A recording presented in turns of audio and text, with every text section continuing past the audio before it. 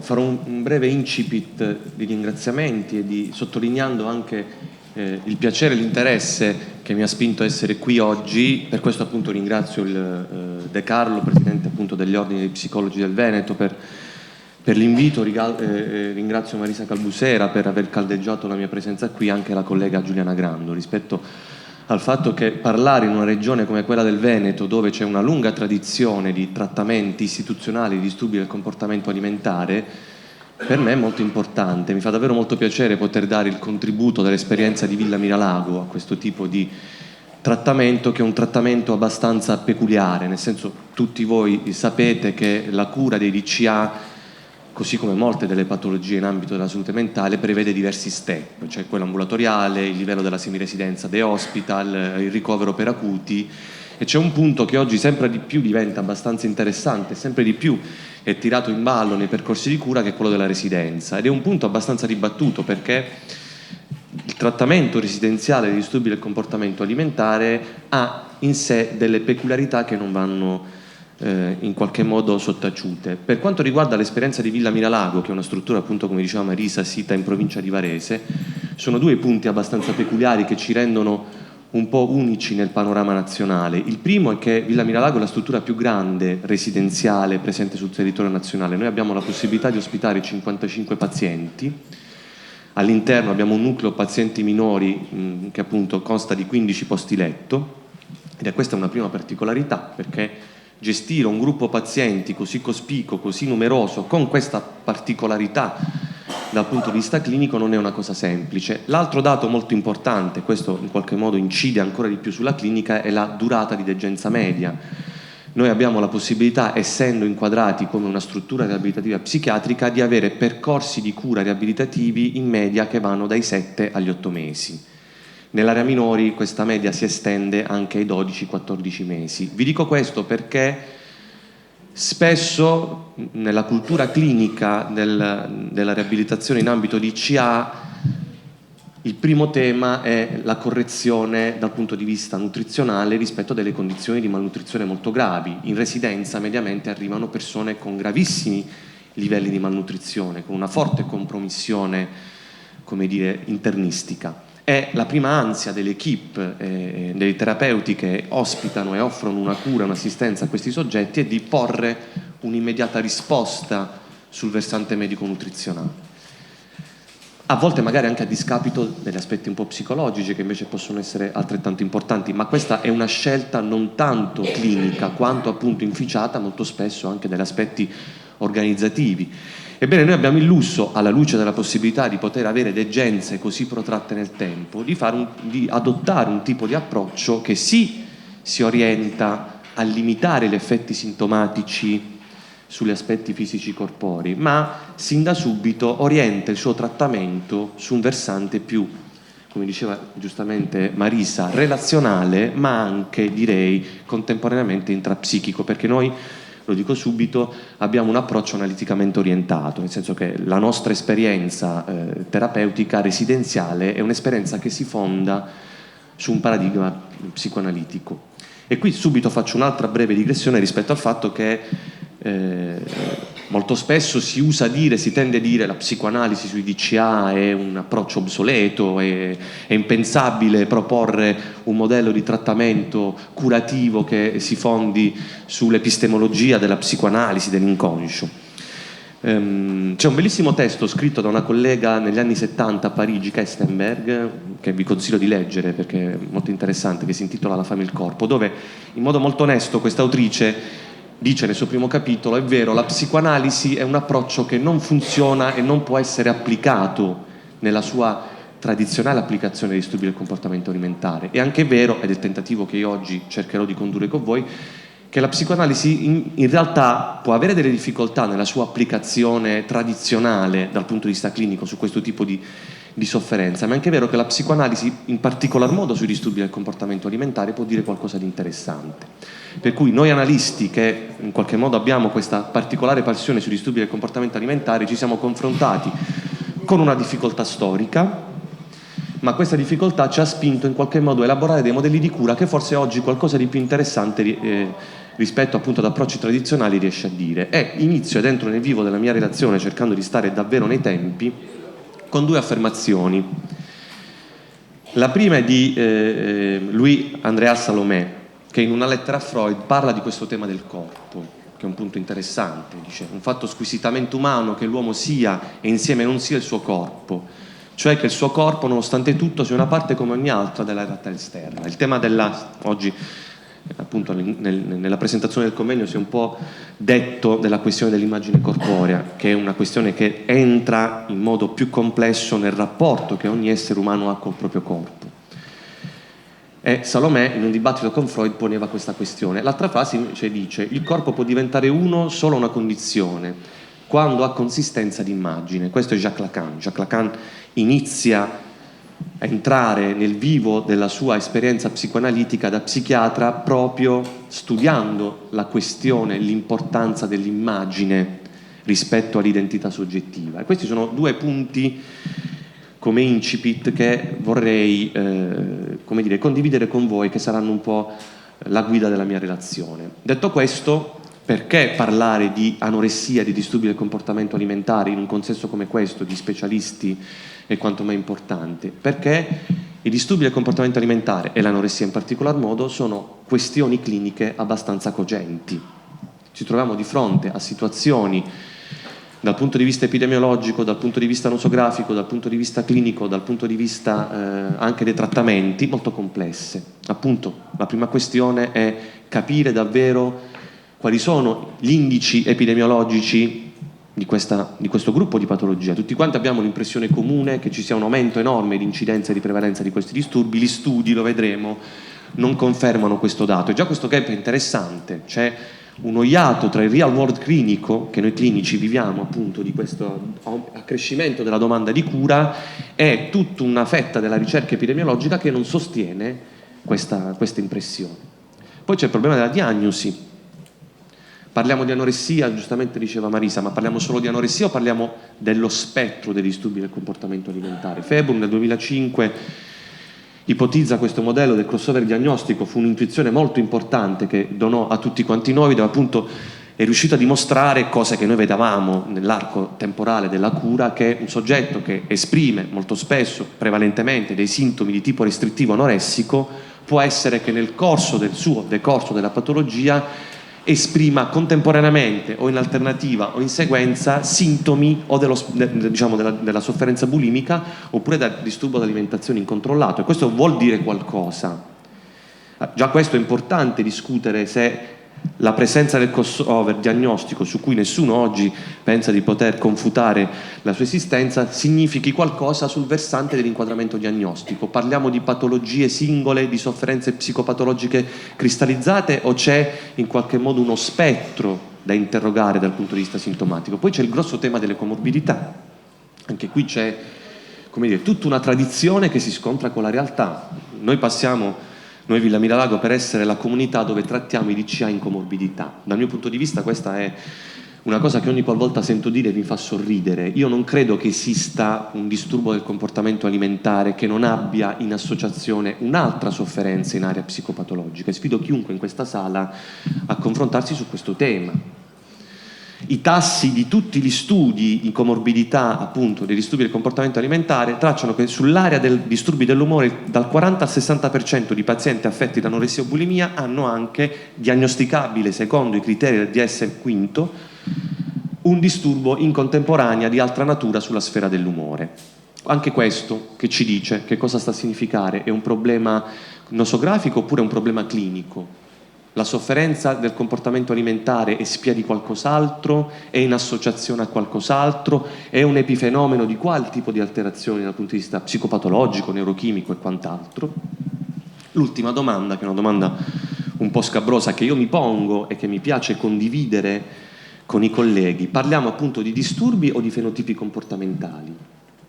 Noi tutti, e su questo rientra la questione culturale, abbiamo singolarmente, in modo individuale ma anche in modo collettivo, delle oscillazioni del comportamento alimentare. Se pensiamo anche a tutta la cultura alimentare pre-romantica, È una cultura che davvero alterna molto i momenti restrittivi a momenti invece di disregolazione alimentare. Vi farò vedere una bellissima opera di un pittore Bruegel all'inizio del Rinascimento, dove il titolo dell'opera è La battaglia tra il carnevale e la Quaresima, dove appunto si manifesta quello che era un tema sociale nel tardo Medioevo, appunto per ritornare al tema delle sante anoressiche, dove c'era la cultura dello stile alimentare restrittivo che si scontrava e confrontava con la cultura dello stile alimentare invece che era più legato alle libagioni. E questo è interessante perché noi storicamente siamo un frutto di un'oscillazione culturale sul tema dell'alimentazione. Molti di voi sapranno che la regola alimentare al quale noi ci rifacciamo nel nostro modo di approcciarci al cibo è una regola che viene da Benedetto da Norcia. Noi come mammiferi dovremmo mangiare seguendo un ritmo circadiano e circannuale, come fanno gli altri mammiferi. Gli altri mammiferi non mangiano ugualmente durante l'anno o durante la giornata, ma noi, essendo mammiferi un po' particolari, abbiamo bisogno di quel quid simbolico in più che si chiama cultura, che si chiama legge, che regolarizza i nostri aspetti biologici. E il nostro comportamento alimentare è frutto di una regolarizzazione sociale. Questo non va dimenticato, perché le alterazioni di questa regolamentazione hanno anche una derivazione sociale. E su questo anticipo un altro punto che mi piace condividere con voi, di quanto oggi il tema del cibo socialmente è un tema molto importante. Ci si ammala, ci si muore per come si mangia, la questione del veganesimo, la questione della scelta, mi verrebbe da dire un po' ortoressica dell'alimentazione, tutto il sovrainvestimento mediatico che oggi non è tanto su l'immagine, anche su Photoshop, ma molto sul cibo. Se noi pensiamo a tutte le trasmissioni televisive che, come dire, in qualche modo stuzzicano la questione alimentare, sia nel senso appunto di esserne un po' dipendente oppure di essere molto selettivi, ci fanno capire come c'è, come dicono alcuni colleghi analisti francesi, un'importante paranoia sugli aspetti legati all'alimentazione. E questo è un punto dal quale non bisogna in qualche modo prescindere. Disturbi del comportamento alimentare che hanno un tasso di prevalenza pari in Italia, tutti, 3,35%. Questo è l'unico studio italiano che può essere citato fino a quando non se ne produrranno altri che possono avere, come dire, la dignità di essere citati. 3,3 vuol dire comparare i DCA all'infezione da epatite C. Però facciamo il confronto di quanti servizi in Italia ci sono per soggetti affetti da epatite C e di quanti ce ne sono per soggetti affetti da disturbi del comportamento alimentare. Non c'è partita. E questo è un punto politico importante. Stimolare la sanità, le sanità regionali e quella nazionale per correggere questa importante sperequazione, anche perché l'epatite C, non voglio mancare di rispetto a nessuno, è una patologia che può essere gestita, come dire, con dei protocolli abbastanza standardizzati. Quando si parla di disturbi del comportamento alimentare le questioni si fanno più complesse, anche perché appunto il trattamento è multidisciplinare, il trattamento è un trattamento lungo nel tempo, bisogna capire che una cura seria per un DCA minimo dura 5 anni, prevedendo i diversi livelli di assistenza, ed è importante che la politica si accorga di questo e che, come dire, colmi le sperequazioni che ci sono rispetto a queste questioni. Questi sono i dati relativi all'anoressia rispetto a studi che, ahimè, non sono italiani, ma alcuni sono nord europei e altri sono americani, e appunto ci troviamo intorno a un tasso di prevalenza lifetime, per cui nell'arco di vita, che oscilla dall'1,5% ad alcuni studi intorno al 5%. Va detto che comunque gli studi epidemiologici in queste condizioni vanno un po' prese con le pinze, perché sono studi molto spesso condotti non su popolazione generale, ma su fasce di età specifiche, e questo produce il cosiddetto effetto di coorte, nel senso che se io vado a studiare l'incidenza dell'infarto in una popolazione da 50 ai 60 anni, è chiaro che noterò un aumento di incidenza e di prevalenza. Così facendo, per i DCA, se io studio una fetta di popolazione che va dai 12 ai 24 anni, avrò un aumento di incidenza. Questo per dire che è necessario fare studi epidemiologici sulla popolazione generale, anche perché sappiamo tutti che le code, sia in età prepuberale che anche nell'età intorno alla menopausa, producono dei picchi di incidenza che sono abbastanza interessanti da cogliere, oltre a tutti i problemi che riguardano gli studi epidemiologici in ambito psichiatrico rispetto all'eterogeneità degli strumenti di valutazione.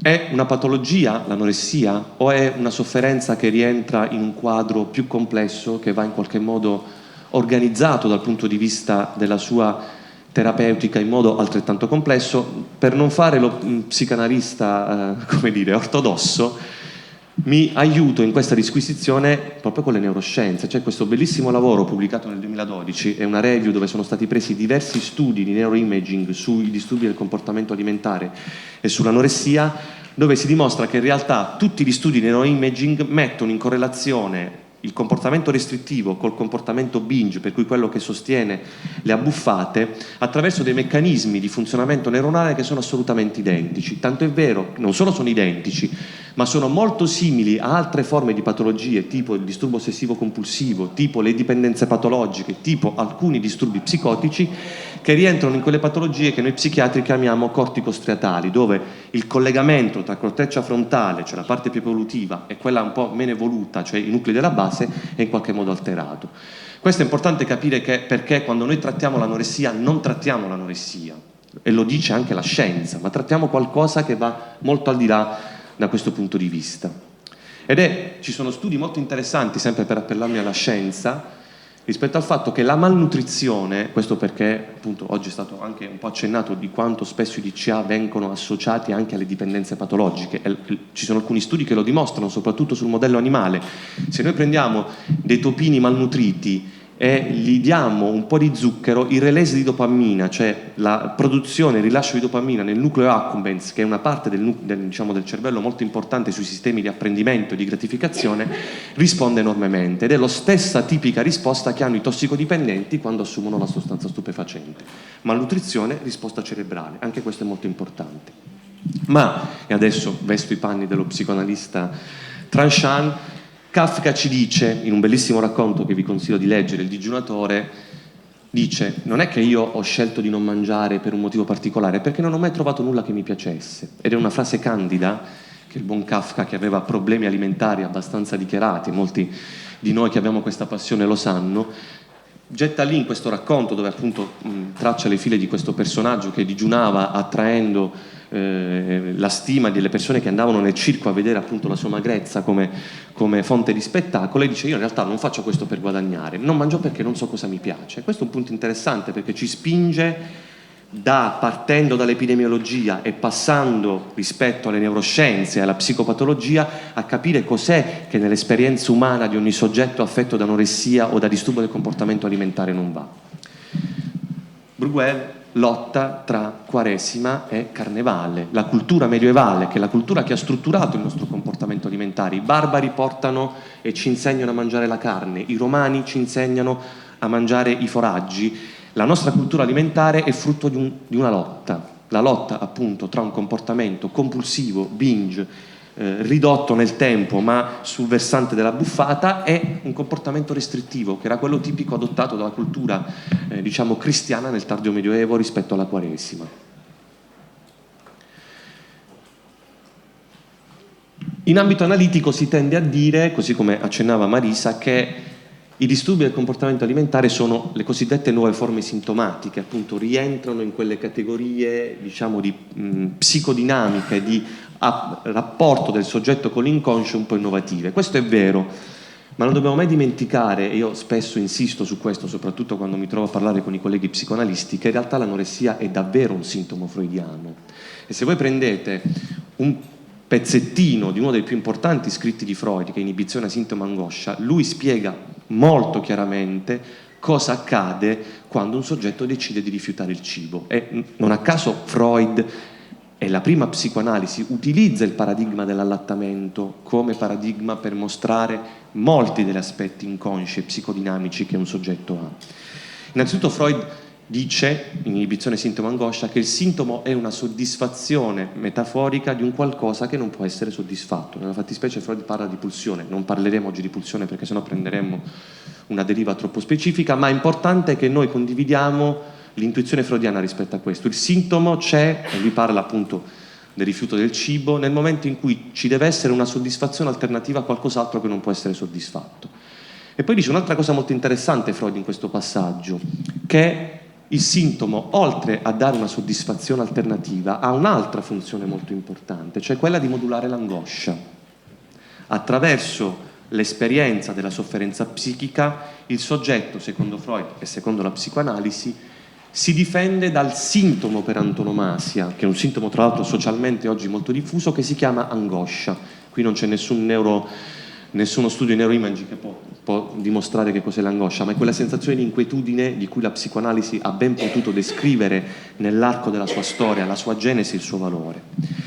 E questo noi lo vediamo molto chiaramente nella espressione della sofferenza dei soggetti affetti da anoressia. Meno mangiano, più dimagriscono, più agiscono il loro sintomo e meno si sentono impotenti, meno sono esposti a livelli di angoscia che invece si producono, e noi lo vediamo quando c'è un intervento sul versante alimentare, un intervento che limita il raggio di azione del sintomo alimentare.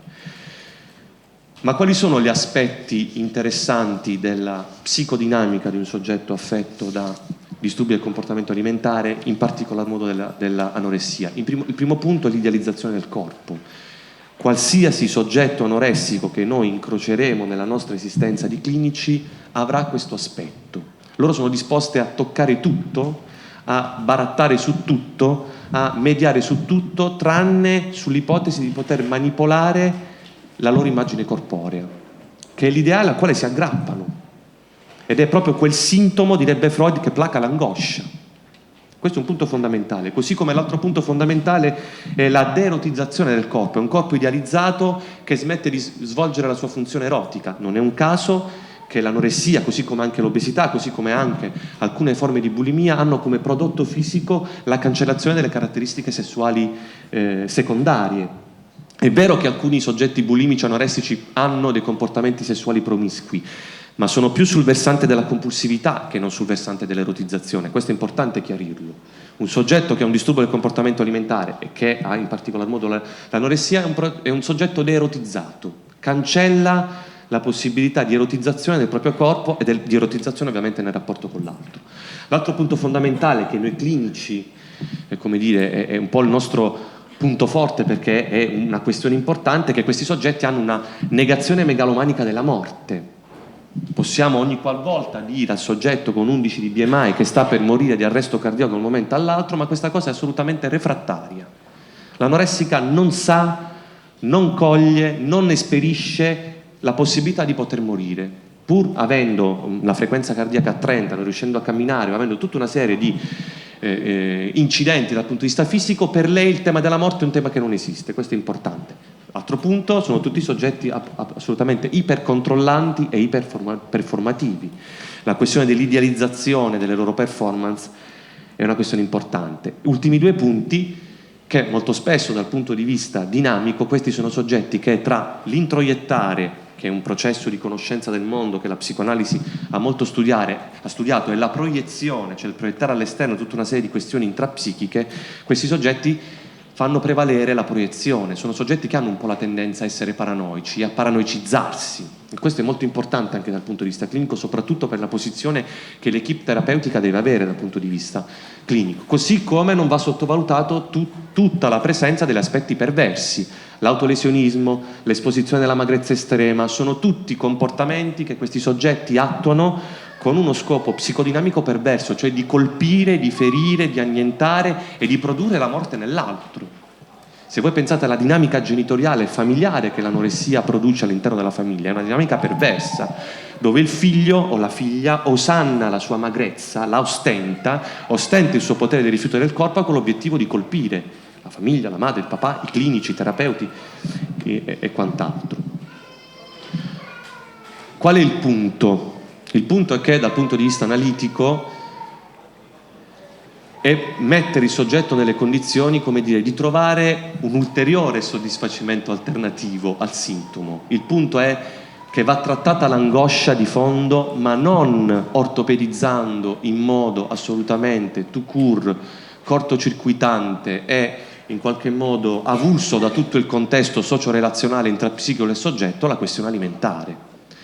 Per noi, come ci dice Derrida, e non lo dice uno psicoanalista, anche se Derrida è un filosofo molto vicino alla psicoanalisi, guarire e trattare un soggetto affetto da disturbo del comportamento alimentare è consentirgli di nuovo di poter interiorizzare e introiettare il mondo.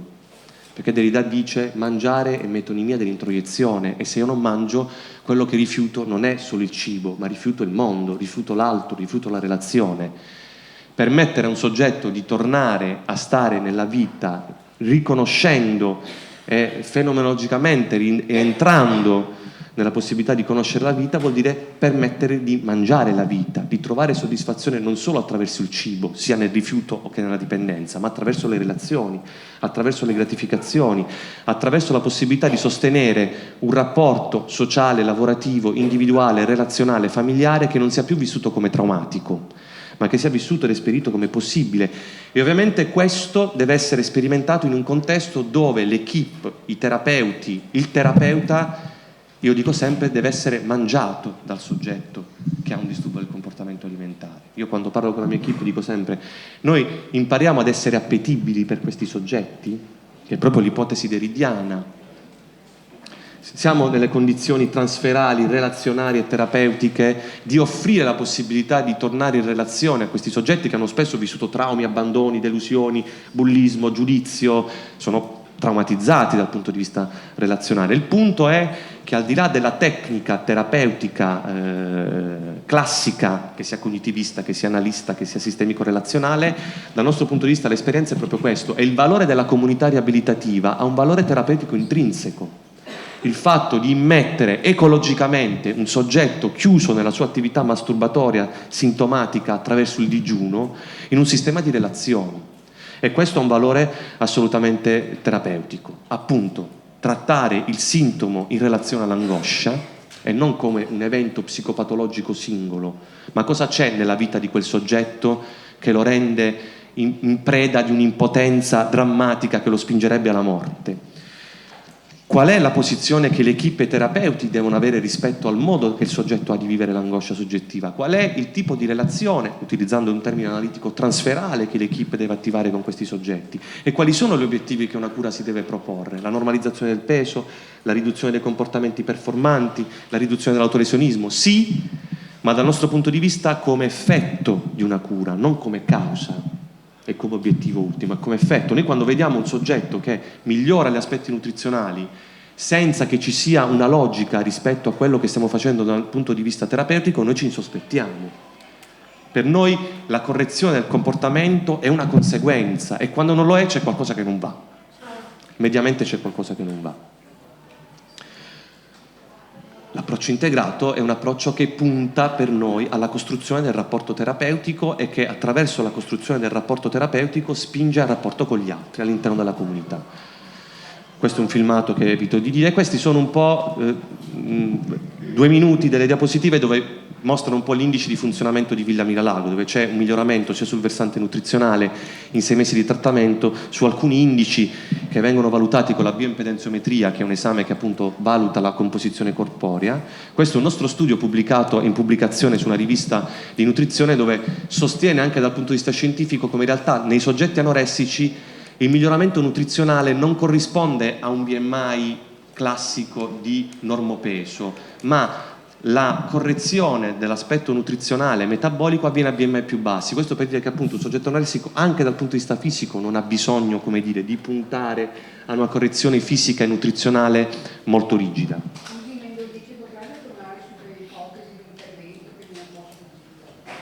Lasceremo le diapositive, non credo che abbiamo il tempo di... Queste sono i cut-off rispetto a un test, il BAT, che è sull'immagine corporea, dove all'ingresso c'è un punteggio abbastanza elevato e patologico, alla dimissione dopo 6 mesi abbiamo un abbattimento significativo dal punto di vista statistico del punteggio. La stessa cosa l'abbiamo su alcune sottoscale dell'ED3, che è un test specifico sui disturbi del comportamento alimentare, idem sull'SF36, che è un indice di qualità della vita, soprattutto sulle attività sociali. C'è un aumento, un miglioramento della qualità della vita perché dentro la comunità le attività sociali sono ovviamente sostenute, così come su alcuni indici dell'MPI, appunto in tema di comorbidità, gli aspetti paranoidici, quelli depressivi e quelli psicoastenici mostrano tutti un miglioramento assolutamente significativo dal punto di vista statistico. Vi ringrazio per l'attenzione. Grazie.